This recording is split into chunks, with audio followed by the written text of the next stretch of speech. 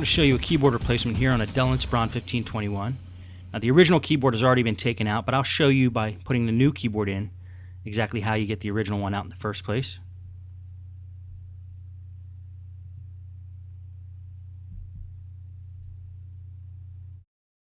Now I'm attaching it with a ribbon cable here, making sure that it's insecure, snapped in tight, and it's straight.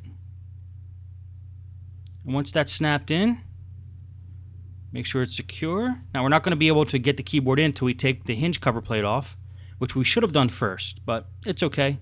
The keyboard can just sit there connected while we get this plate off. Dells are easy. If you look right here, you're going to see a little slot there, and the purpose of that little slot is so you can put something in there and pry up the hinge cover plate. I usually use a flathead screwdriver. It'd probably be smart to use something that's not going to scratch the plastic.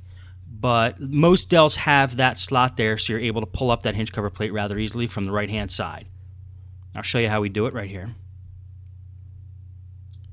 Just pry it up. It comes loose. You could also get a screwdriver under the actual hinge there. Pull it up. On Dells, most of the time they come off easily and they're not screwed in on the bottom, but it's wise to check.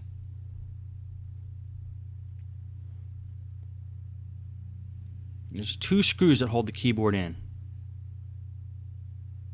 The keyboard slides in underneath where the touchpad is. You gotta push it down, slide it in, and then make sure the screw holes are flush, lined up.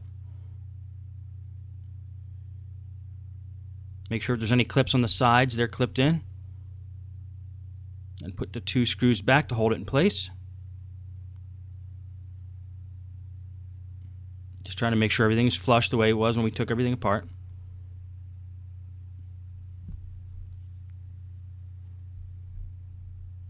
It looks okay. That's the LCD cable in there. Sometimes it likes to pop out from where it's originally from, and then the hinge cover plate doesn't sit exactly level like it did. Okay, make sure the screws are tight.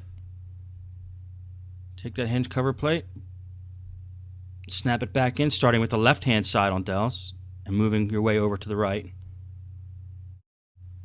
Now this is looking okay. Everything looks straight. Keyboard looks like it's okay. And that's how you do a keyboard replacement on a Dell.